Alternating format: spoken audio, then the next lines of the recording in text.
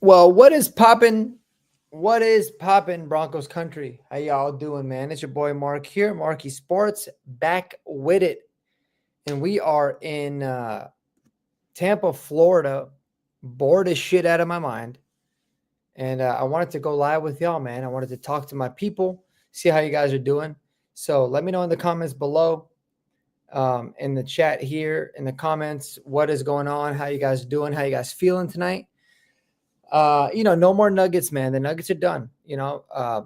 They were done in 7 against the uh, Oklahoma City Thunder. So it is about that time, man, where we start focusing on the Denver Broncos, right? And obviously, as y'all can tell, man, I've been traveling for work. I had a couple of drinks, just bored out of my brains, and I'm thinking to myself, you know what? Let's let's go live and let's talk to the people. Let's see how the guys are doing. So I would love to interact with you guys. But the big question now in Broncos country, man, is are we going to, who's the priority sign right now, right? Like the only roster moves that we really have to make are with those people and with those players that are currently on expiring contracts. So when you think about that, you think of Courtland Sutton, you think Zack Allen, you think Nick Bonito, you think John Franklin Myers, right? Those are all the main guys everybody's talking about. But I think that there's at least one of them that you have to make a priority sign. You have to. You gotta look deep into your roster and say these are the people that we're going to prioritize, and this is what we're going to do. And it starts with the one, the only Zack Allen, man. I mean, listen, the Broncos, Sean Payton, George Payton, this coaching staff, they have proven that their mission and that their identity that they are going to, I guess kind of tackle is defensive. They made the draft pick of Judge Barron at number 20. They signed Talanoa Hufanga. They signed Dre Greenlaw. They are wanting to make a strength of the team a bigger strength to be able to give Bo Nix the ultimate weapon. Everybody's always talking about the best weapon for Bo Nix is a better run game or a better tight end. And all of those kinds of things are true. I mean, let's not face that. But the number one weapon that they can give Bo Nix is a defense that is absolutely 1,000% dominant. That is always going to be the big priority, in my opinion, if you're going to ask me. So it's all about that, man. It's all about the defense. It's all about making the defense better. Zack Allen has been somebody that has allowed for, Nick Bonito to have a career year, an all-pro type of season. He's the kind of person that has had, allowed for John Franklin Myers to take a giant step in his career. He's allowed for DJ Jones to get a $33 million extension. I mean, there's a whole bunch of people, listen, guys, we started last season and we played last year with, Justin Sternad and Cody Barton as our starting linebackers. And because of the play of Zack Allen, we were able to still thrive and we were able to still be one of the most dominant defensive units in the NFL. And that is an absolute fact. So no doubt about it, the priority free agency signing has got to be Zack Allen, man. I mean, it's pretty clear. It's pretty obvious. Now, I want to go ahead and apologize first and foremost for the terrible camera quality. I'm sure the quality of the camera here is terrible. I don't know how my audio sounds, but I did bring my mic with me. I brought my, I'll show y'all, man. Hold on one second. I brought my camera with me as well, but none of these things connect to a USB-C like I had thought, and I completely, botched and forgot the whole USB-C connection. So I hope you guys are bearing with me. But I wanted to talk Broncos, man, because the Broncos are what I care about the most. They're the most important sports team in Denver. Ain't no doubt about it.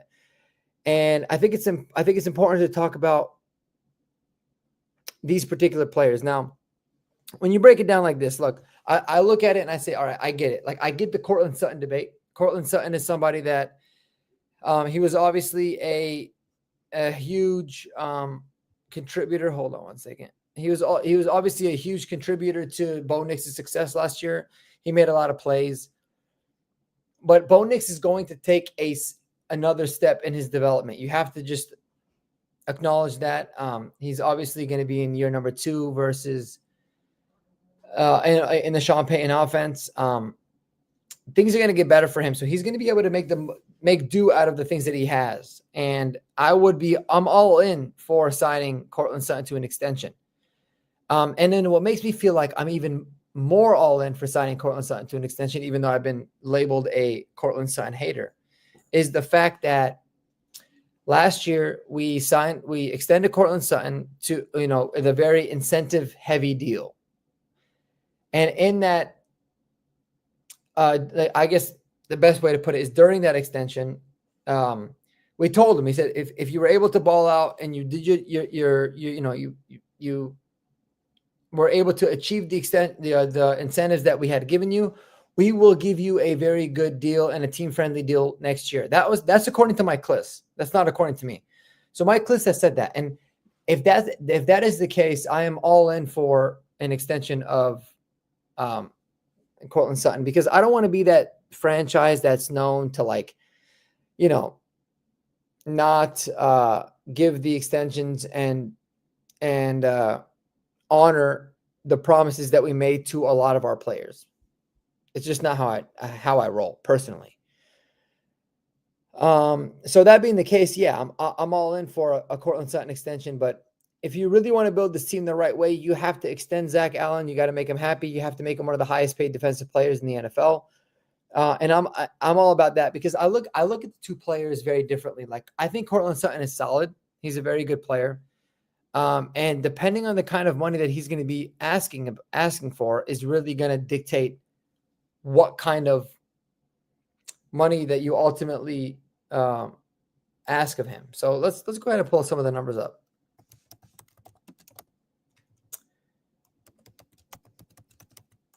I'm going to pull up some of the spot track numbers here. Just give me a second. Appreciate y'all dealing with me here. All right. So when you look at some of the numbers, man, and you look at where Courtland Sutton fits, it's a pretty interesting question, if you ask me.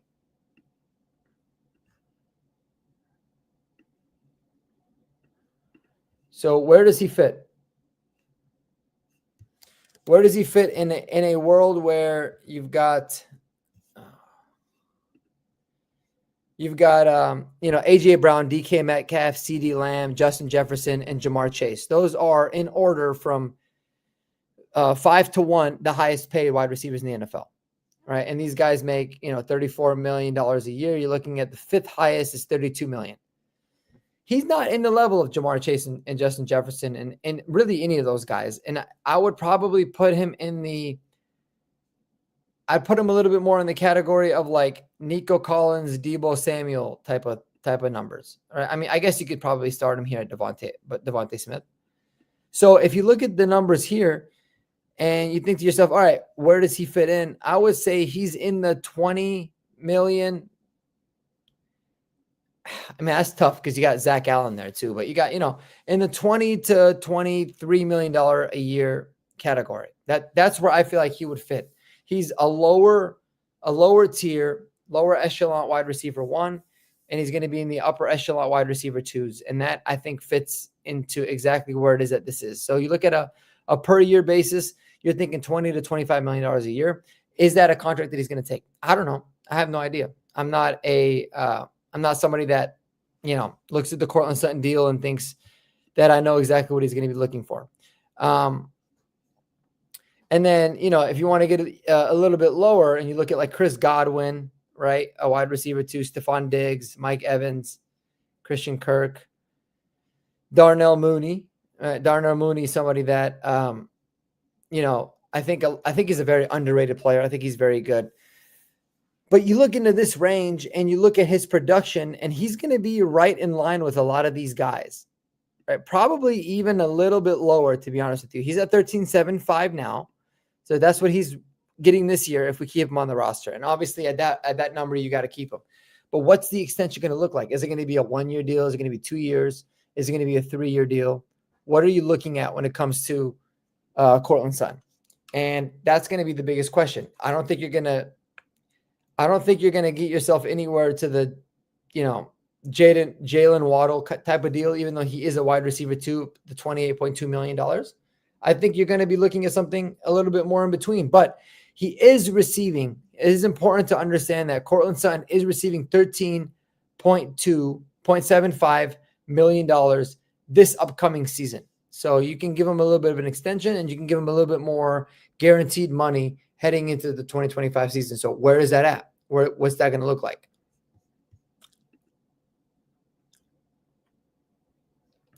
I'd love to know what you guys think in the comments below. And speaking of the comments, we got Atomic over here saying, I don't think he's a top 25 receiver in the league. So that contract around Calvin Ridley and Terry McLaurin is fair. And I would agree. And that would put him at, you're talking the Terry McLaurin type of money. Where's that going to put him at? That's going to put him at about $23 million a year. It's about $10 million more than what he's getting. So you're adding about $10 million bucks for him this upcoming season. Do you just give him a 1-year extension? At $10 million bucks and say, hey man, we'll pay you $23 million this year and then that's it. Do you give him a 2-year deal? Do you give him a 3-year deal? That's really what I want to know, because I could not agree more. I think Atomic 626 has nailed it. I think that's probably where he is. And I would say that's probably, in the light of something that makes sense. Judson, what's going on, my man? How you doing, brother? I'm doing good, brother. I am a little on the intoxicated side, as I had a pretty long night at this work event that I'm at, unfortunately. But I'm having a good night, man. I hope you're doing good too. So I'm gonna do my best to make this as interactive as I possibly can. I invited my guy Kodiak. We'll see if he ends up joining. I invited my boy David. I invited everybody in the David's Talk Broncos Discord channel. So check that out below in the comments and join if you can, man. It's fun. We have a good time there.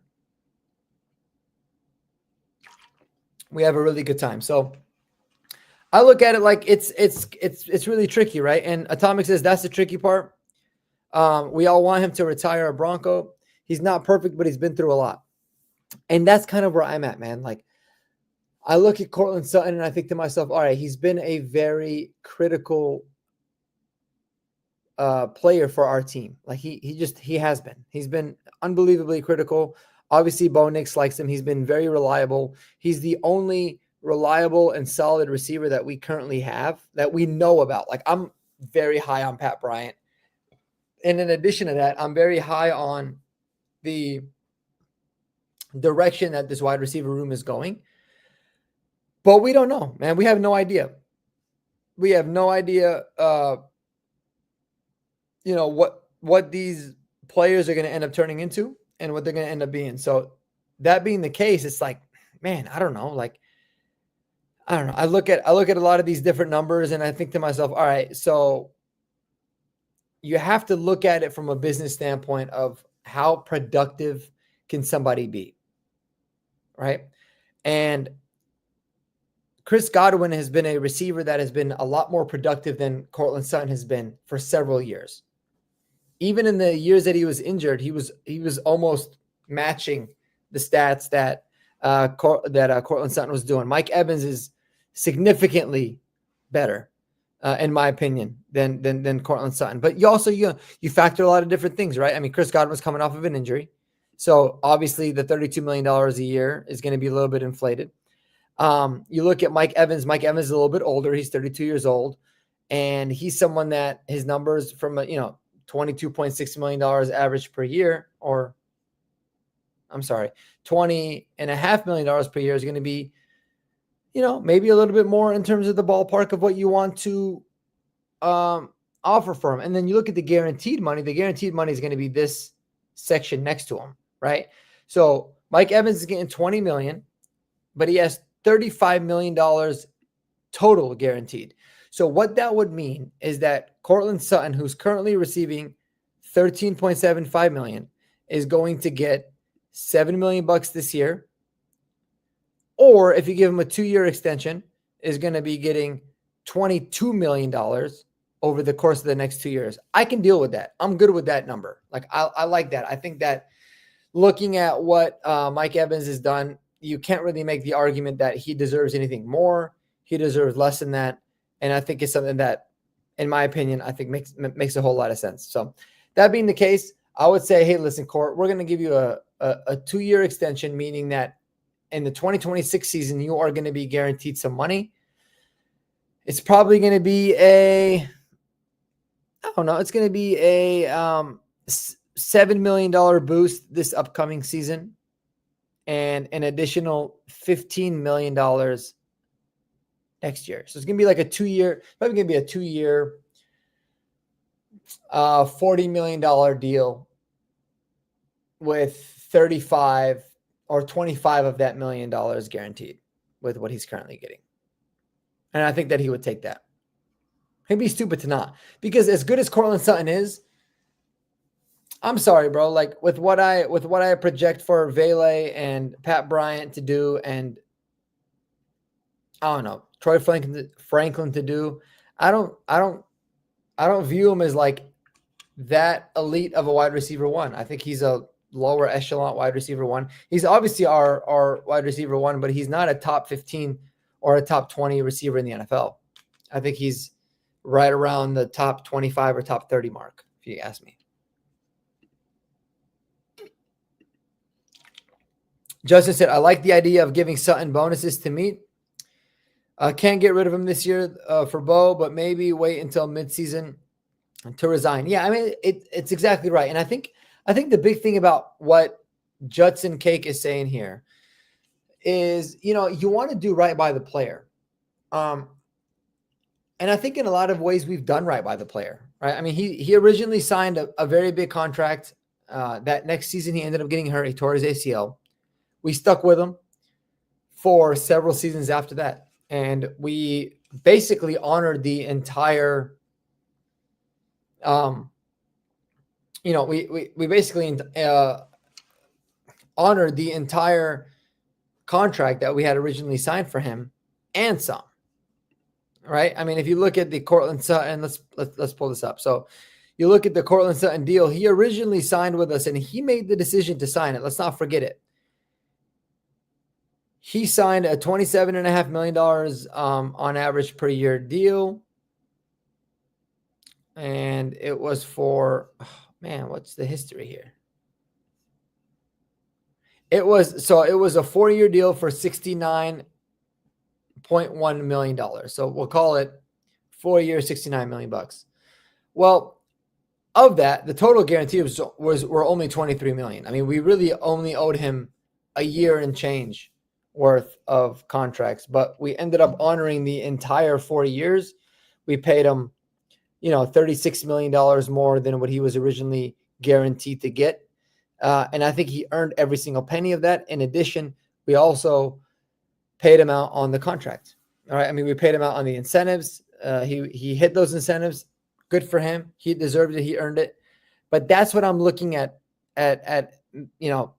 drafting another extension too, because the last thing that you want to do, man, is give Courtland Sutton a deal that's way too rich. That's not going to make a lot of sense for this team. So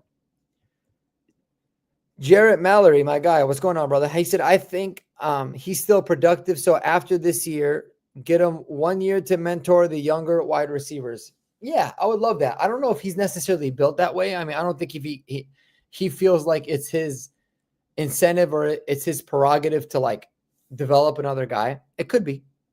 It very much could be, but who knows? Who knows where his mindset is at?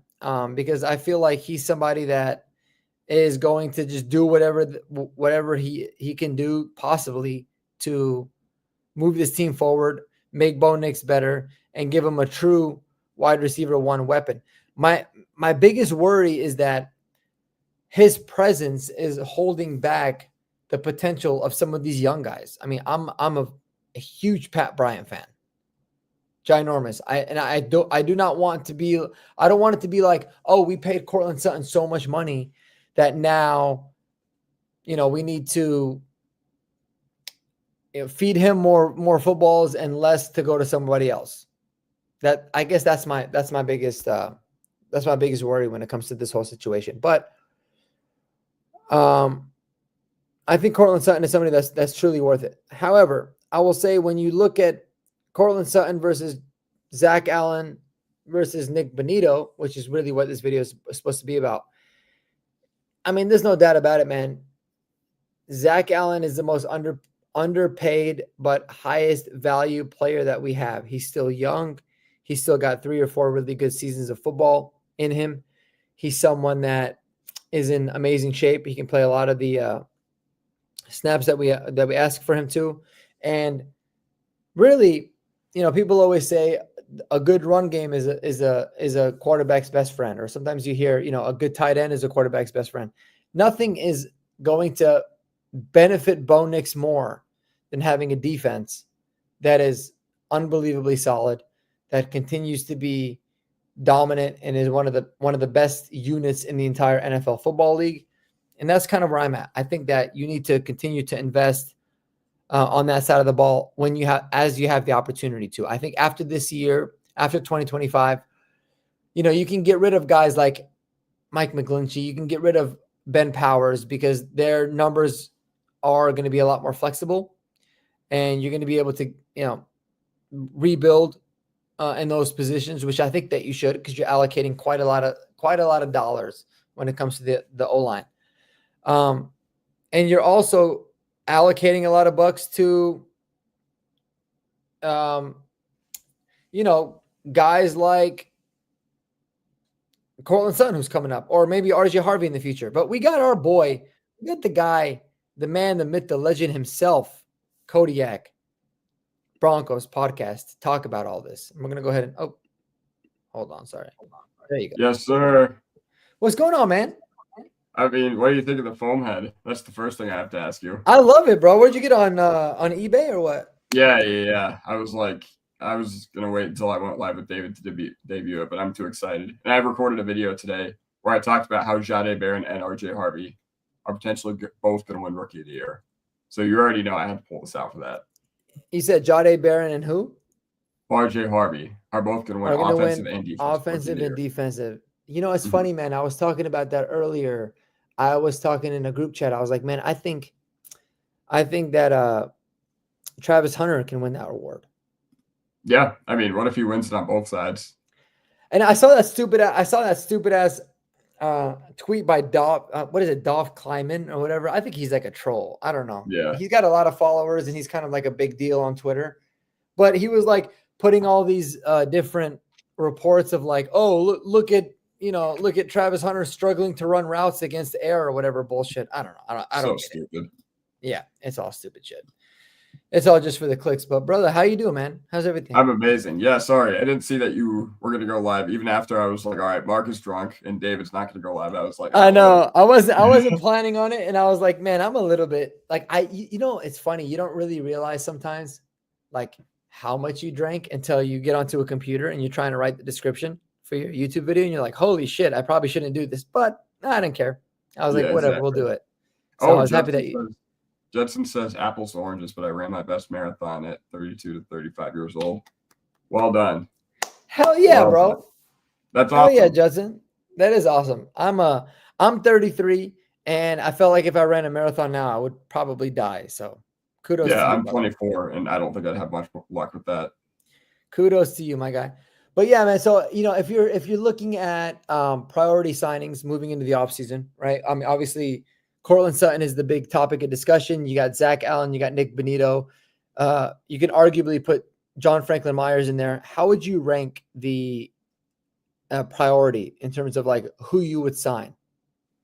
Okay, well, I go back and forth with this, and I know that my opinion is not popular amongst Broncos creators right now, but I would still try to kick the tires on Bonitto like as my number one priority. Reason I say that is because it is just so difficult to find the level of edge play that Nick Bonito provides for us, a second team all-pro edge at 25, 26 years old. You can say whatever you want about it being like an edge-friendly scheme or whatever, but still, Bonito had taken strides this year that I don't think even the people drunkest off the blue and orange Kool-Aid could have expected. So, obviously he's very important, but and I hate to, rank them because they're all important. I think, I think JFM can probably be moved on from.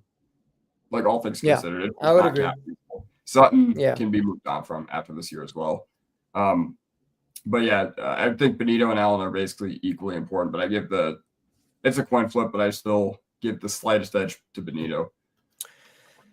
Yeah, I can understand that. So I think when I look at it, just to play devil's advocate on your take, because I do agree with a lot of the things that you're saying to an extent, right? But how would you rank like what Josh Allen is able to do? Not Josh. I always say Josh Allen, but what Zack Allen is able to do in a sense of like he takes on the double teams, he plays the run game really well, and I guess in a way you would think he's going to make Nick Bonito play a lot better because you can look at it two ways, right? You can look at it like Nick Bonito got a lot better because he's a young player and he just developed every single year, or you can look at it like, well, he had a breakout season because Zack Allen was balling.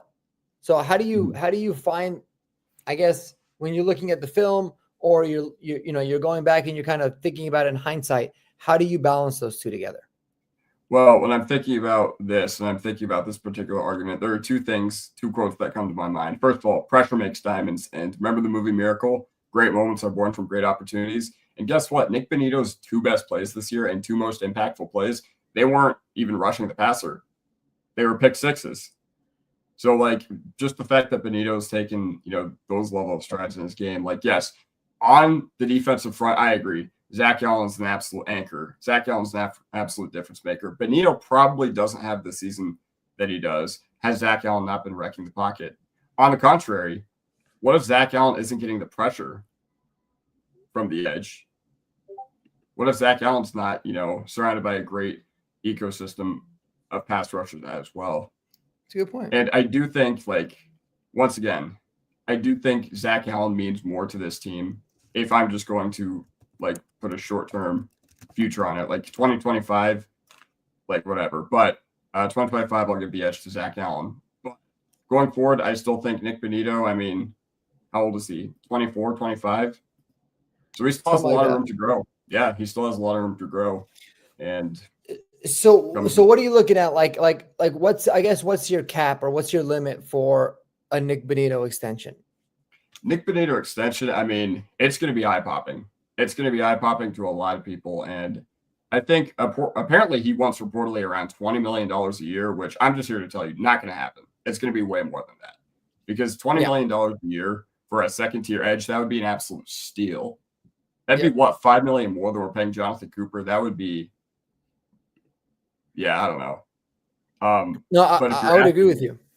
Yeah, if you're asking me, what's Zack Allen going to get? He's probably going to get 25 a year. You look at the Quinnen Williams of the world. You look at the Dexter Lawrence of the world. You look at the, those interior defensive line guys who absolutely wreck the pocket. Everybody under Chris Jones makes around, 25 or so. Because Chris Jones right now is in interior zone. So, yeah. And I do think that, with the cap rising and all that, and the fact that Russell Wilson's extension is coming off the books, I think we can make it work with both Allen and Bonito. So you would say that it's probably Bonito, Allen, and Sutton. Yeah, as far as my long-term priority. And I would agree with you, man. I think $20 million a year extension for Bonito would be a steal if you look at a lot of these guys' numbers. And I really do believe that you could probably make it work with both guys. But when you look at Sutton, so I'm curious on your take of what this means, right? So you hear Mike Kliss, he came on the drive a couple times, and he had talked about they made a hush hush deal with Sutton in the past, and they said, all right, Court, we're gonna give you this incentive laden deal, and if you end up meeting those expectations or exceeding the expectations, then next year we're gonna give you a legitimate wide receiver deal. Mhm. Like, how does that sit with you as a Bronco fan? Like, and like, what do you want to see the team do based off of if that report is true? Now, obviously, coming from Mike Kliss, I think it's pretty legit. But Mhm. I mean, like, if it how is does that make you feel? true that they said, hey, you need to do XXX, and he did XXX, and we didn't give him a wide receiver deal, then that'd be a bad look. But listen, nothing is public, at least at this point. Nothing that they like handshook on, I think, was public, right? Or did they have like specific? I think it probably wasn't like a stats based thing. It was probably like oh, let's just see if you can continue your sustained play from 2023 and beyond. And he did. He did. Yeah, He is a very inconsistent, albeit important wide receiver one in our offense. So I still think he's the odd man out, man. I still think he's just the odd man out as far as how we should proceed going forward as a team, because we have plenty of guys on our team who can step up in the event that something does happen to Sutton. yeah, Like if something were to happen to Allen, something were to happen to Benito, the pass rush probably wouldn't look as good. The overall passing game, though, if Sutton misses a week, like I feel much better about it going into next year than I did in 2023 and 2024. I don't even want to know what our offenses would have looked like the past 2 years without Sutton. But now I think we're in a healthier spot because, we have Ingram, we have Harvey, and that'll take the load off, especially as these young guys come into their own. As far as market value, I don't know. Like, I can tell you the extension is not going to be very long. yeah. No, I think I would agree with that. I don't think the extension is going to be anything crazy that a lot of people are thinking. But I don't know, man. I go back and forth because I think to myself, like, I want to be known as that franchise that like does right by the player. I really think that they will ultimately do right by the player. Because if I was if I was Courtland Sutton and somebody told me, hey man, like I don't want to make drama out of this. I feel like, we want to have you on. We're going to give you an incentive laden deal because of, the dead cap money or whatever the hell the reasoning is for. And he's like, cool, like that's fine. I'll sign it. And he ends up getting all of the incentive money with the expectation that he's going to get what he wants this year. It's like, all right, what does that look like? And because I'm the kind of fan, I'm like, dude, pay your players. Like I've been probably one of the bigger like Courtland Sutton haters for a long time, but like give the dude money. If you asked him to prove himself, and he did it time and time again, he did it 2 seasons in a row. He stayed healthy. He's made big plays. He's been able to do that. Like you got to do it, but I don't think that it has to be at the expense of another really good player, And if you have to franchise tag Nick Benito this upcoming year or whenever the fuck it is, I think his thing is probably in 2 years. So I think you take care of your priority guys as soon as you possibly can. I would do it, but I'm curious to know your thoughts. Like if you looked at it from a standpoint of, all right, our priority for 2025, given like what the extension is going to look like, how the cap hit's going to happen, because you already know like it's probably going to be the cap hit's going to be lower this year. Like if you extend Sutton, you're going to expect a lower cap hit for Courtland Sutton in 2025. And if you're going to extend Zack Allen, you're going to expect the same thing. Nick Benito, maybe not, because he's obviously off of his rookie deal. So how would you work those numbers to be able to make it be something that would make a lot of sense for the team?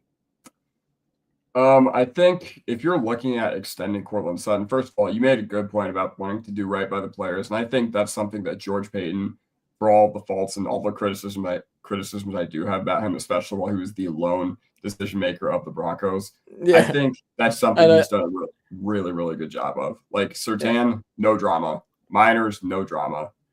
And just all that. And we reward our players. Jonathan Cooper. Yep. Yeah. Done deal. No holdouts, no nothing public. But the thing about Sutton, too, that I want to remind everybody of is he's been a part of some ugly offenses, and he has never, ever once gone to the media and been like, I don't know why I didn't get a target. If we win the game and he has 0 targets, he doesn't care. Like, he's truly one of those guys. And he's a heart and soul guy. He bleeds blue and orange. He's been a team captain for the past 2 years for a reason. And, yeah. Now, do you feel like the fact that he signed that 4-year extension. I think it was like I showed it earlier. I think it was like $69 million bucks. Mm-hmm. And then immediately afterwards, he signed. I think him and Tim Patrick signed around the same time. It was like in the middle of the season. The following year, he tore his ACL. Broncos stuck with him, obviously, and they continued to pay him out. Do you think that has anything to do with it? Like, do you think there's got to be a little bit of give and take? And if so, do you think the give and take was probably taken care of with this last year's incentive extension? First of all, I want to highlight something that Charlie just said right here. Did someone get signed? No, not as far as we know right now. But it is reported that the Broncos did have like a handshake deal with Sutton to get him like a new contract or whatever. And apparently he did like meet all their criteria. So that's what we're talking about, Charlie. As far as how would I navigate this? So when you're thinking back to last year, I think the one caveat, the one wrench in this plan is last year Benito wasn't Benito and Zack Allen wasn't Zack Allen yet. That's a huge equalizer on this front as well. And you know what sucks? I agree that you want to do right by the players. It would be a really bad look to, have something be handshaken upon and then us not follow through with it. But I don't know. There's a lot of ways you can make cap space. For example, if Gurjula or Webb or one of those interior guys steps up next year, you can move off Powers. If you like what you see from Palcho or Crum this upcoming year to the point where you're fine with moving on from McGlinchey next year, then that could be a possibility as well.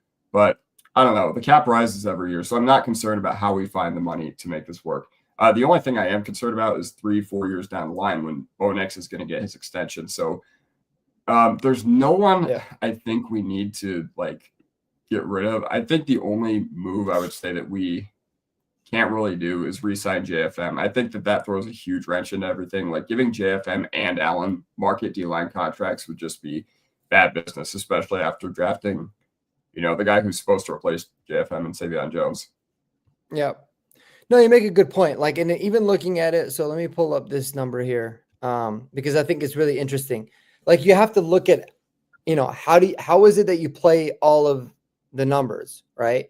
And when you look at somebody like Zack Allen, I'm going to try to see if I can make this a little bit bigger. Zack Allen this upcoming season, his cap hit is 19.79. And it's always going to be the most important thing is always going to be looking at the cap number.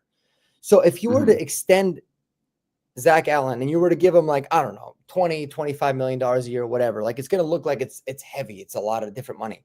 But really what's happening is that you're pushing that money down the road and you're actually going to save some money this year. But you could, if you really wanted to, because you're like, hey, man, we might not utilize this money for, I don't know, anything fucking significant of this year. You can keep that $19 million cap hit and you can pay him out for the next couple of seasons. Because as you said, you make a good point of we're going to come off of the Russell Wilson cap hit next year in full. You've got a lot of flexibility with the Mike McGlinchey and the Ben Powers contracts.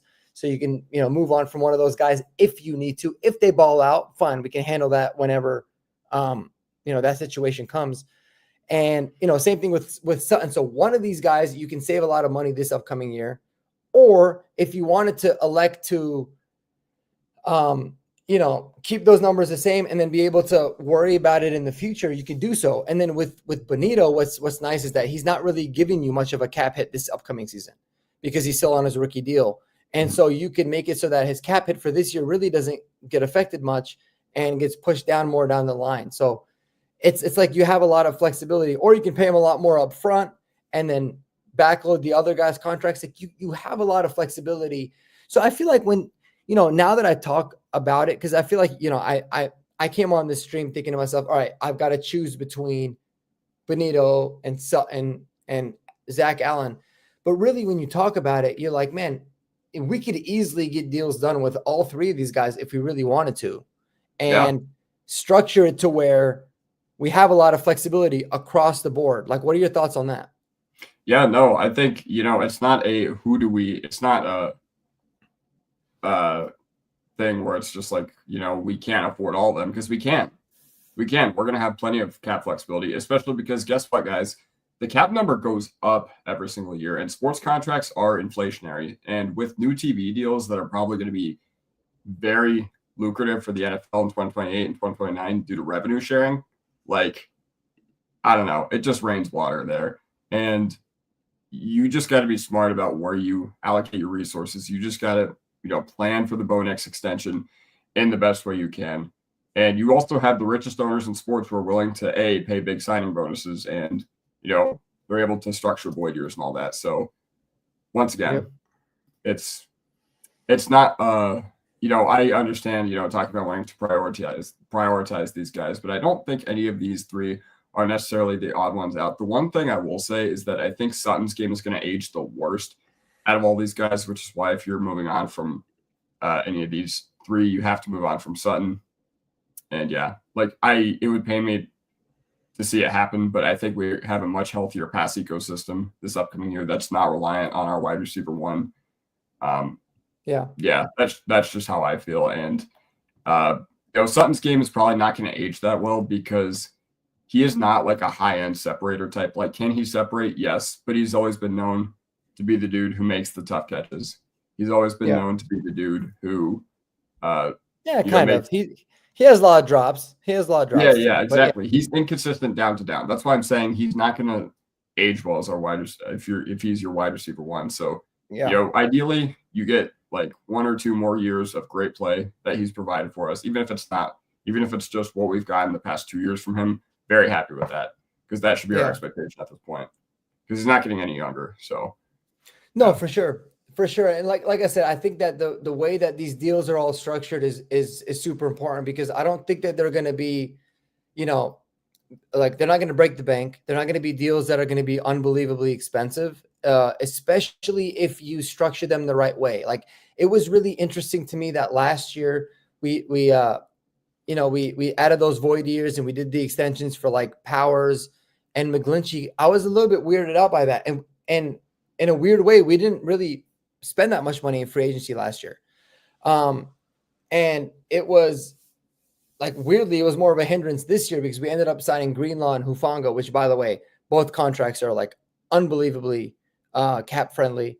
And in addition to that, like, you've got like the Evan Ingham contract was really cap friendly. Like, I just feel like you've got a lot of let's see where this goes type of contracts on the books.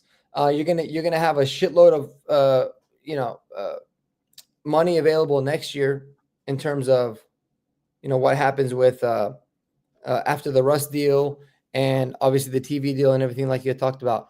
So the flexibility is wild, and I just feel like it's all about how you structure it. Like, I don't think anybody would be opposed to Nick Benito getting a pretty big extension and having 3 of the years guaranteed, but Zack Allen and Courtland Sutton have 1 year after this upcoming season guaranteed, and then we can see where it goes. Like, there's nothing wrong with that. So you get a lot of the flexibility with both. And as I said previously, like McGlinchey, you can get off the books easily. Ben Powers, after next year, you can move on from him. And you never know what's going to end up coming down the pipeline. Like, maybe John Franklin Myers has a career year and you're thinking to yourself, man, he's a priority too, and I'd rather have him. Like, you can figure that out next year. You have the franchise tag that we haven't utilized in God knows how long. So I don't know, man. Like, I think about it more and more, and talking about it with you, I feel like there's a very clear path to getting Sutton and Zack Allen and Nick Benito all wrapped up on a contract this year. And then you also have to think too, the Jonathan Cooper contract. I love Jonathan Cooper. I'm a big fan of his. But like, let's say Jonah Ellis takes that next step, right? Q Robinson shows that he can ball out, or like Dondrea Tillman or whoever, they end up taking the next step. These, those types of guys can end up being expendable and ultimately free up cap space for us and get us a really good draft pick should we need to as well.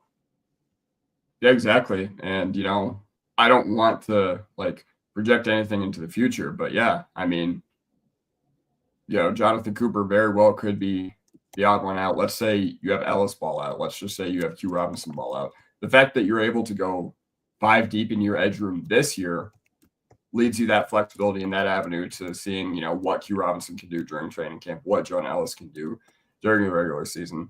And, obviously we had got 2 guys last year in Ellis and Tillman who could answer the bell if their name was called, if Benito or Cooper had to take a play off. And you know what? If we're able to get that, I mean, maybe, just maybe, this might be a bit of a hot take. If Ellis balls out this year, or if Q Robinson balls out this year, like, does that make the Broncos a little bit more hesitant to pay Benito? I think it's a legitimate question. I certainly think that you could make that argument. Yeah. Mm-hmm. But then again, like it shouldn't come down to that. Like I look at it like almost, I don't know, like I look at it in a lot of different ways. Like I wouldn't say that, if those guys ball out, you're more likely to, move on from this player or that player. But it could also be, oh man, it just totally escaped my brain because I was just thinking about a certain situation that would have made a lot of sense too, but it wasn't. It had nothing to do with that. But it's shit. I'm so damn it, man. I'm so mad that it left my head because I feel like I had a really good response to that. But no, I wouldn't say that. I wouldn't say so. Like I don't know. I can't even think like I don't know. I guess I can't really give you a bona fide answer to that because I had something in my head that I totally thought about that I was like, oh man, that would make a lot of sense, but it just escaped me, brother. My bad. Oh no, you're completely fine. But yeah, I was just talking like, I don't know. A lot of people are saying that Jaquan McMillan is now an expendable piece today. And I was like, all right, well, we're not going to get anything close to fair value if we move off of McMillan. And plus being 5 deep at corner is never a bad idea. No doubt. Okay, so I just remembered what I was going to say. So, like, all right, what you guys said makes sense. But do you feel like maybe those small little moves that we can make to save cap money this year? So a lot of people are like, oh, like Jaquan McMillan, for example, is somebody that we could save a little bit of money on, or Damari Mathis, like those little $3-4 $1 million deals where a lot of people are like, well, what are you going to use the money for, really? Like, what's the big deal? Because we're obviously pretty good on cap space. But do you think those types of small deals have a lot to do with contract negotiations for these other guys, right? Because you can obviously use that as a signing bonus. You could push some of that money forward. Like Alex Singleton's another example, right? Yeah. Because what do you save? Like $4.5 million with Alex Singleton, something like that. Yeah, something like that. Like that can go a long way in terms of like wrapping up someone like a Sutton, or anybody. Like in the near term, like we get so caught up on future cap hits and what that's going to look like. But man, you roll that into a signing bonus, that shit'll, it can obviously make a huge account. So do you feel like that has a lot to do with it too? Kind of seeing how it plays out in camp. Can we free up a little bit more money this year? And then utilize as much of that as possible to get some of these deals done? That's a really good question. And I'm amazed that you're like a philosopher when you're a little tipsy. I don't think so. It took me a minute. I forgot about it for 25 minutes. That's a really, really good question. And I will say my immediate thoughts towards that is I feel like the Damari Mathises and the Alex Singletons of the world, $7 to $8 million or whatever you're going to save cap wise by cutting them.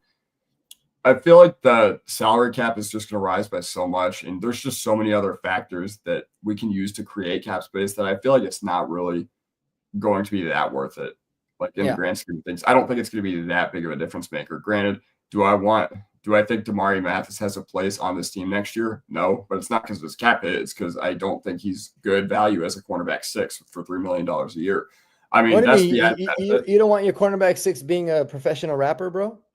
Dude, nothing says NFL defensive back like rapping about stealing your grandma's Percocet. But I want to highlight this comment by Charlie Carney. He says, what about a Benito trade if Savion Williams balls out?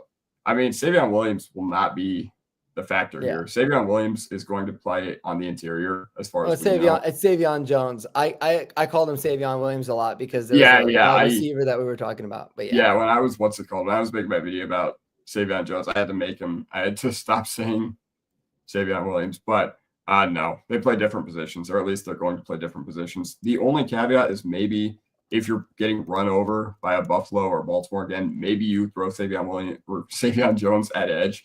But, why didn't they do that last year with JFM? Why didn't they throw a big body at edge when we were just getting mauled?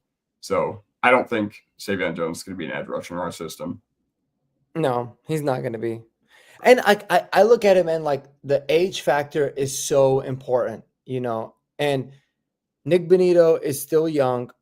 He was a draft pick of ours. He plays at an absolutely premium position. Like as much as defensive line for Zack Allen is like unbelievably important, and obviously as much as wide receiver can be very important, there is no position outside of quarterback that's probably more important than the edge.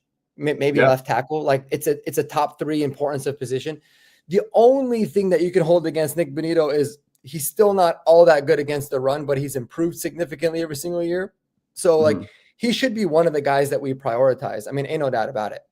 And I think regardless of what the rest of the edge class does, George Payton and Sean Payton have proven that they prioritize cornerback and they prioritize edge rushers more than anything. Like that, those are their 2 most important positions outside of the QB position. So I'm not really overly concerned about Nick Bonito. Like I think he's going to get his money. It's more about a matter of when, because you don't have to pay Nick Bonito now. It'd probably be smart to do it because you can get him at a discount. Because if Nick Bonito has another year this year like he did last year, it's going to go from $25 million a year that he's probably seeking to 40.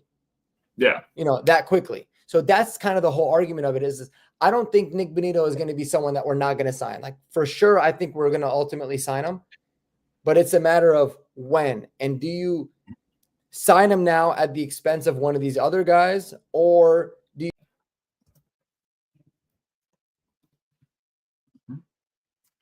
Well, it looks like Marky has disconnected or whatever, but yeah, either way, I don't really know how to respond to that. I didn't know what kind of point he was making, but I don't know if his computer died or something like that. But there we go. Did I cut off? Yeah, stupid ass. Yeah, you're good. You're good. I don't know what you guys heard last. It was something about like Nick Bonito and what happens if you wait on the extension. That was your argument. Yeah. No, I mean, like I was saying, it's about the waiting thing. Like I don't foresee the Bonito contract being something that doesn't get done. But it's more of like, when do you do it? And is it going to be at the expense of one of these other guys? Or do you feel like, man, if you wait, even if you have to pay a little bit more for Nick Bonito next year, but it means that you keep Sutton and, Zack Allen, how do you weigh that? So it's all about how you just manipulate a lot of these things. That's kind of the biggest thing that I was going at.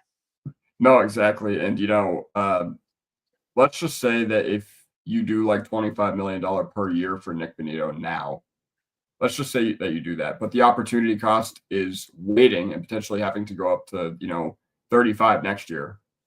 Like that's the thing. That's the thing you have to weigh. And then that could be the difference maker in signing, I don't know, a Riley Moss long-term or something like that, assuming he stays on his trajectory and develops every year.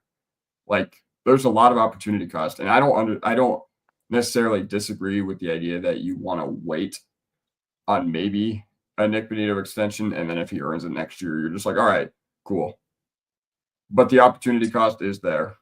And yeah, I mean, you just pay Nick Bonito. Like that's just what I want to say. Like, there's a massive determination on Bonito's contract this particular offseason, but it'll just hinge on how much they believe in what he did this past year. Yeah, I mean, and I feel like the Nick Bonito contract is probably going to be the most difficult one to get done, because when you look at Zack Allen, right? Like I think I just had it up earlier. Like Zack Allen he's a $19.795 million cap hit, but of that $19.7 million, like 18.8 of that is guaranteed for this year. Meaning you could just take that 18.8 and start the negotiations with that. Like if you're saying we're going to give you a $30 million extension, that's really a $48 million extension if you're including the 18.8 million, right?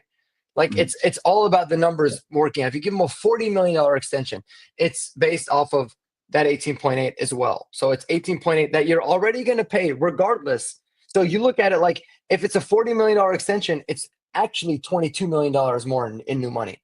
Like that's a lot easier to digest than someone like Bonito, who was getting, I don't know, 3.5, $2.5 million, just And then he jumps throwing a up number to out there. like And then then he he's jumps up going up to to 30. 25, 30 million, right?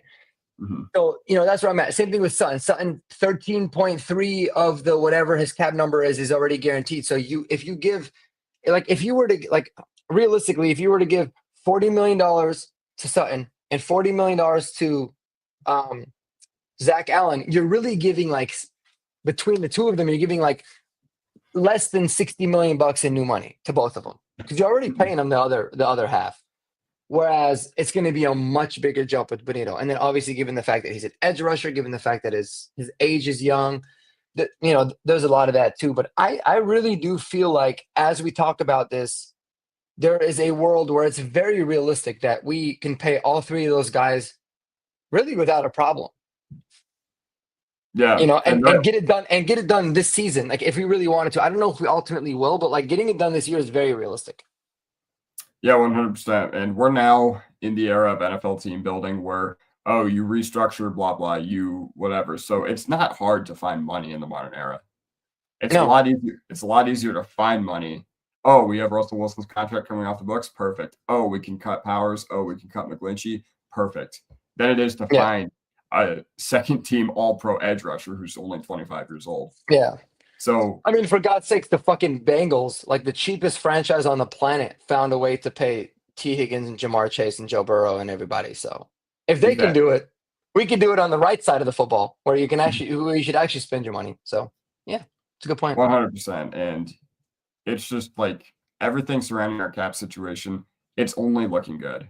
Like, I remember our cap situation last year. At this time last year, I was like, all right, maybe we'll be competitive again in 2026.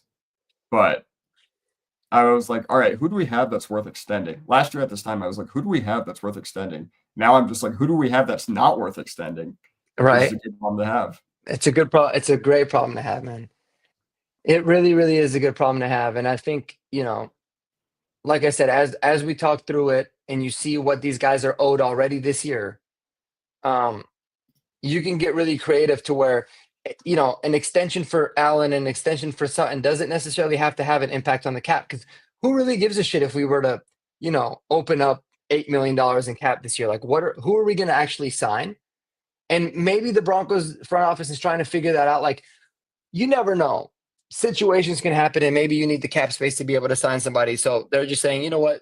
We don't need to get a Zach Allen we don't have to get any of these deals done this month. We can wait until July, maybe, to see. But you can look at it and say, hey, we're just going to add some money on top of what it is that you do. Front load some of the contracts, back load some of the other contracts, move the money around. It's super easy to do, and as you've seen, you can always extend guys. You can always add void years. It's easy, but we got to be able to take advantage of that as much as we can while our quarterback is basically free. I mean, if you really think about it, and he's a franchise quarterback, so you got to take advantage of that rookie window as well when it comes to the QB. Exactly. And you know what? This is like the NFL is a salary cap. It's an opportunity cost based game. Like, so you Yeah, know what? Literally everything you do is regarded in the form of opportunity cost and investment and all that.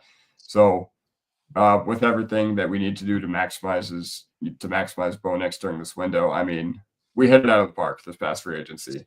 As far as adding veteran contracts, I can't believe we were able to protect ourselves as well as we have. Ever since the Russell Wilson deal, we have done a massive. masterful job at not only finding these Brandon Jones for $7 million a year, Malcolm Roach Yeah, for $4 million a year, yeah, uh, sort of deals, but also protecting ourselves just in case these don't work out. Like in the event that Heleno Hufanga just remains an injury-prone player, even with our new strength and conditioning staff. yep, Cut PJ Locke. No, like I'm not there yet. Like I yeah, think I've been very, very, very critical of PJ Locke, and it was not his fault that he was the starting safety last year. That was a result of the team not having enough resources to go after safety, linebacker, tight end, running back, those low value positions. So, I mean, they bet big on PJ Locke. I get why they did it. He had shown a lot of, promising depth moments over the past 2 years, particularly stepping up for Kareem Jackson when he was getting hurt or when he was getting yep. suspended. And No, I'm not there yet. I think Locke is a great third safety, and the fact that we're finally going to be able to deploy him in that role this upcoming year is more than enough for me. We'd only save like $4 million, and I think he's worth more than that. Yeah. And guys, this is a prime example of why if you guys don't subscribe to Kodiak or you don't watch his videos, you absolutely 100% fucking need to, because he is one of the few voices in Denver in Broncos country or Bronco land, if you're John Elway, that give legitimate criticism. Like they'll criticize a player, but they're still going to be extremely logical when it comes to conversations like that. Like, I know, Kodiak, you've been a big, I want to say a PJ Locke hater. Like, you've criticized PJ Locke a lot, but you also have the wherewithal to understand that, like, he's still very valuable. He was just put in a position where he wasn't going to be the best to succeed. And that's why I love it, because you have so many times where, like, screw PJ, like, he sucks, he's trash, get rid of him. And it's like, what? Like, don't get rid of him. Like, what he did last year is not what he's going to be expected to do this year. Same thing with the Jaquan McMillan conversation, right? I don't know if there was an article that came out. I know I've been traveling, but I tried to keep up with it on the Discord. Like, some people were saying, like, you need to get rid of Jaquan McMillan. It's like, dude, like him or hate him, he's not going to be in the same position that he was last year, this year. He's still a very valuable person to have on this team. And trading him for like a 7th round pick or a 6th round pick or whatever the fuck the report was showing is asinine. It's crazy. So I just want to give a shout out to you, because I feel like that's a very logical take, even though you're critical of a player. Oh yeah, of course, 100%. And I try to be as pragmatic as possible. And I did make a video within the past week saying, oh, the Broncos, PJ Locke might be a guy who it might be wise to move on from. But I did acknowledge in that video that, hey, if we were to cut him and bring him for a lower cap hit, same with Damari Mathis, like, even though we don't think he's worth what he currently provides to the team, like, you could do worse as your cornerback 6. You could do worse as your safety 3. Like, that's just the way I feel about it. That's just ultimately the way I feel about it. And, Charlie Carney said at least Levi Wallace gone. The Cleveland game was bad. Yeah, it was really, really bad. And, while we're talking about our cornerbacks, I did make a video about Jaquan McMillan today. A lot of people, ever since we took Barron, they've been kind of erring on the side of like, oh, no wonder we took Barron. Jaquan McMillan didn't have that good of a year last year. But I looked at the film today and I was like, I think Jaquan McMillan still had a good year last year. Oh, yeah. I'm one of his biggest fans. But, bro, it's funny because you can always do the hindsight 2020 type of thing, right? Like, he had a lot of rough plays, but ain't no doubt about it, his good plays like outweighed his bad ones. But okay, can we upgrade there? Sure. I still think he's an absolute, like, I think Jahdae Barron is an upgrade, but like, if something ever happened to whoever the hell is playing the nickelback position, you're not even going to bat an eye and worry 1% that Jaquan McMillan is going to be starting. If it's a couple games, if it's the rest of the season, whatever it is, like, because you know what you're going to get with him. The only thing with him is, like, if the coaching staff feels like Chris Abrams' drain has even more upside and can be even better, then I can see a situation where you move on from him. But yeah, dude, I love Jaquan McMillan. Dude, go back and look at the freaking Panthers game. That interception that he had against the Panthers was crazy. That was unreal. And that was one of the things that brought just turned around and he caught the ball is wild. Like, he does some things where you're like, holy shit, people forget about the Cleveland game. Everyone was talking about Levi Wallace and how shitty he was. He closed that game out. He broke on that football, made the pick, took that shit to the crib. Like, Jaquan McMillan is legit, man. He is legit. I love that dude's game. Yeah, exactly. So you can find roles for all these guys. Like, it doesn't have to be like, oh, Jahdae Barron, so you move on from this guy. Like, no, that's gonna, in my opinion, that's gonna affect like the really bottom of the roster guys, like you said, Damari Mathis, or Delarian Turner Yell, or JL Skinner, or Devon Key, like those safeties. And you talk about the Hufanga signing, like, that's who it's gonna affect the most. It's not gonna be the guys that just started for you, unless you're getting like a 4th round pick. Why would you trade them? They're cheap. They're extremely valuable still. They've obviously proven that they can step in. They were starters for the whole year, so they can obviously be like guys that step in to be starters. Yeah, it's it's crazy to think that you just move on from them. Yeah, and either way, I want to highlight this comment from Atomic626. This is exactly what I'm getting at, and Jaquan McMillan is going to be on the field a lot next year. Like, I feel like a lot of people are kind of forgetting that, but Barron can play anywhere in the secondary, and Jaquan McMillan is going to earn his way onto the field. And you know what? Barron is probably going to outsnap Jaquan McMillan next year. But regardless, Charlie Carney just commented, hot take, Riley Moss fell off after his injury. That's not really a hot take, but like, to be completely honest, but I mean, Yeah. if you think an MCL sprain is going to last this long, then and the effects of it are going to last this long, then whatever. But so yeah, I just have to say that about Jaquan McMillan is that he's going to be on the field a lot next year. And you know what? There was a Panthers or Cowboys, what's it called, article from like their SB Nation blog or whatever that said the Cowboys should call about Jaquan McMillan. And I'm just like, all right, so you have a proven slot corner who, in a system where the defense demands so much of their corners, had an awesome year last year, at least in my account. Like, and somebody in my comment section today said, well, he's really good when he's really good, but when he's bad, he's really bad. And I don't agree with that at all. When he's bad, he's not giving up touchdowns. I don't see him getting burned on money downs. And I feel like I remember those things a lot better because it makes me mad. And I remember things when I'm mad. So like think about the Bernards, the Bartons, the Locks last year. Yeah. Like anytime I thought something went wrong last year with Jaquan McMillan, it didn't really hamper the overall outcome of the game, in my opinion. And no, that's why, like, I don't know. I feel like and he was targeted the most of any corner that we had. And like obviously, exactly. I know that Riley Moss, missed 4 games. But when you take it on a per game basis, everybody was like, oh, the guy opposite of PS2 is going to get targeted the most. Jaquan McMillan was targeted a crazy amount. He didn't bat an eye. He was a beast when it came to that. But it's interesting too because I look at Jahdae Barron, and the reason I love the pick so much is because he's got the ability to play outside corner, he's got the ability to play slot corner, and he's got the ability to play safety. Right? He can play in the box hybrid kind of dime backer, which is what Vance Joseph likes to call it. So he's got all of this different versatility. So let's say in camp they put him to compete with Riley Moss at first, and let's say hypothetically he beats Riley Moss out. They're like, dude, this dude's better than Riley is. You can't forget Riley Moss when he came into the league. People thought he was going to be a safety. They said he had safety abilities. He could be a safety. They said he could be a really good slot. He can play in the nickel. Like, how do we know how he's going to play in the nickel? So many different things can change, and that gives you so much versatility to where maybe by August, or late August, early September, we're thinking, hey, trading Jaquan McMillan actually makes a lot of sense.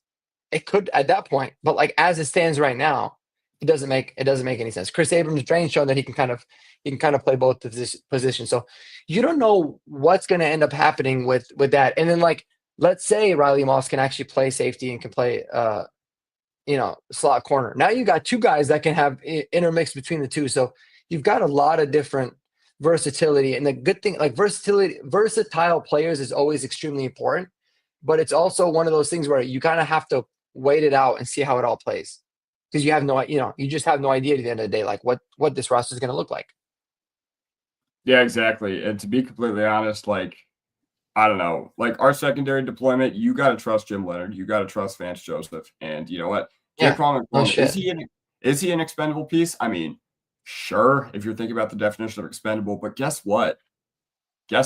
Like, $1 million is what you have to pay Jaquan McMillan this upcoming year. What are you going to get on the trade market that is exceeding that value of having a player who can provide a lot of production? And he had the most targets this year from the slot of any other defensive back in the NFL, primarily because he took the most snaps at the slot, and the Broncos based out of nickel, even on first and second down, which is not common for NFL teams nowadays. But yeah, overall, just I feel like Jaquan McMillan has gotten a little disrespected in Broncos country because I felt like before the draft, nobody was like, oh yeah.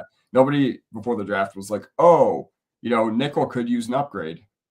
I mean, nickel requires it was after we took Barron that they were like, oh yeah, they're just like, well, this made sense for like all these reasons. But once again, Barron is not an indictment on Jaquan McMillan. We took him because he's good.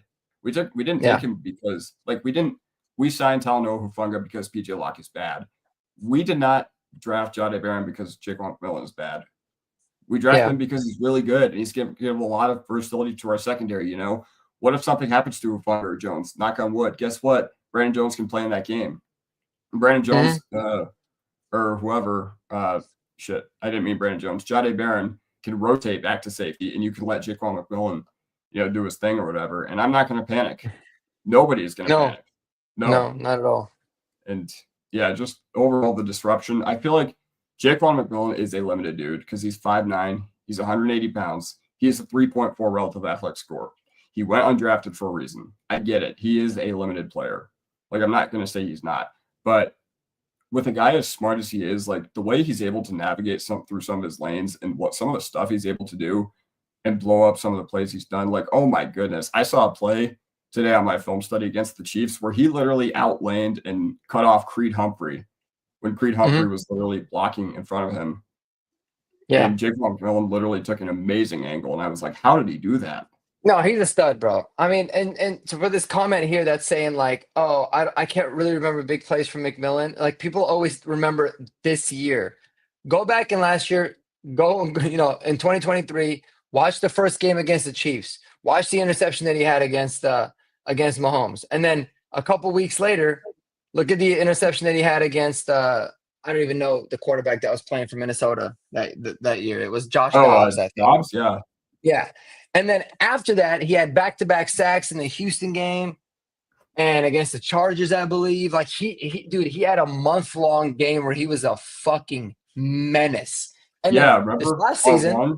Remember our run with our defense in 2023? Like, we went from historically bad unit to one that was generating like 7 turnovers a game, in large part because Jaquan McMillan was like forcing 1 or 2 a game on himself. And as soon as we benched Isang Bassi, who was our nickelback that year for Jaquan McMillan, the defense changed like that.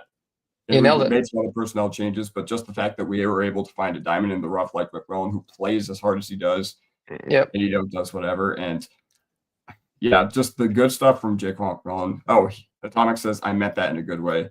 Moss, when he was injured, gave up big plays. Yeah. McMillan never had a moment I blamed him for losing the game. 100%. 100%. Yeah, no, he was the dude is an absolute. I mean, he's just a playmaker. Like, yeah, he'll give up plays here and there.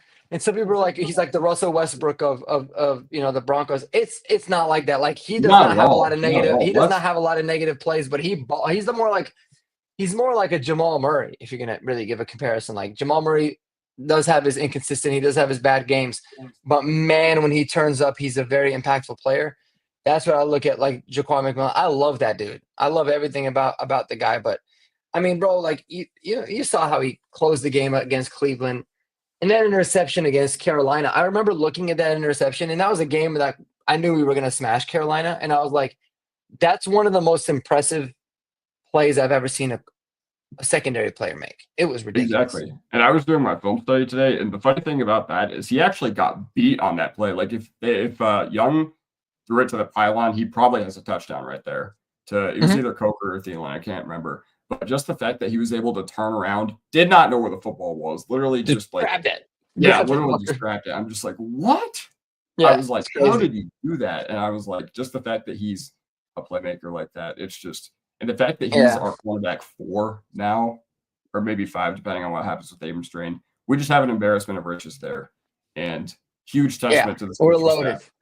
We're loaded, man. To this coaching staff for being able to develop and find, secondary talent. Like, I tweeted something out that you guys definitely aren't going to be able to see when I pull up on my phone, but the fact that 5 years ago we went from Callahan, Fuller, Ojemudia, Boye, Darby, Bassi, to Surtain, Barron, Moss, McMillan, Chris Abrams-Drain. It's crazy. It's nuts. Like this secondary. Who are the starters? It was Boye and Ojemudia? Boye, Ojemudia. I think Darby was our cornerback too in 2022 behind Surtain, right? Dude, yeah. And it's crazy because those 3 guys wouldn't even make this roster. No. Like, they wouldn't make this roster. That's fucking crazy. Like I said, Mathis is easily the worst corner on the team right now. And I think even he would be the cornerback 3 at worst at that time. Yeah. Ain't no doubt about it. That's a good point, man. Well, you know what sucks is Eastern time because it is 12:15 a.m. on the East Coast, and I'm not a big fan of the Eastern time, but I'm gonna wrap this thing up. But Kodiak, it is always a pleasure, brother. I appreciate you, man. This was a fascinating discussion. It's always I always love to see like the kinds of rabbit holes we go into. And you go into the video and you think to yourself, all right, I know what I want to answer. Like I know I want, you know, Zack Allen as my priority signing, and then Nick Benito is 2. And then you start to talk through it and you're like, yeah, we can sign all 3 of these guys. And then you get into the Jaquan McMillan conversation. So there's no one on the planet I'd rather have these conversations with than you and the guys in the chat. So I appreciate you, man. Everybody in the chat, you guys are all dope. Thanks for dealing with my tipsiness. I know you probably saw me consistently get a little bit more sober as the rest of the video went on. So hopefully that was fun. But I appreciate y'all. And I'm going to try to enjoy Tampa and turn up this AC because it's hot as hell here. But Kodiak, what you got? What you got for the people, man? What you got? What are these guys going to be looking forward to in the next couple of days? So tomorrow on my channel, make sure to subscribe to me. I did drop a comment in this chat that says, "Yeah, hell yeah, yeah." Tomorrow, don't be stupid. Tomorrow, dropping at 2 p.m. Mountain Time. 18 minutes of me talking about why the Denver Broncos are going to have the offensive and defensive rookie of the year in 2025. Fuck yeah! I cannot wait, brother. That's gonna be awesome, man. I love that. Yeah. I love that. And always be sure to, man, subscribe to Kodiak's channel. He's always got great stuff. And, listen, worst case scenario, you listen to somebody that's got a phenomenal radio voice. So at least he's going to be able to put your ass to sleep, a little lullaby to go to bed to. So appreciate you, man. Charlie Carney said, much love. Got my last day of freshman year in college tomorrow. Nowhere else to be watching but this podcast. Charlie, thank you, brother. Good luck. Congrats, keep rocking out. And hope college is kicking ass. Stick with it. After college, go to grad school. After grad school, become a doctor or a chiropractor or a dermatologist, and then hit me up. And whatever the hell you decide. Actually, honestly, my family, we could use a chiropractor. So if you want to become a chiropractor, I'm down. Come crack my ass up. But stick with it, man. That means a lot that you said that. And y'all take it easy, man. Peace out.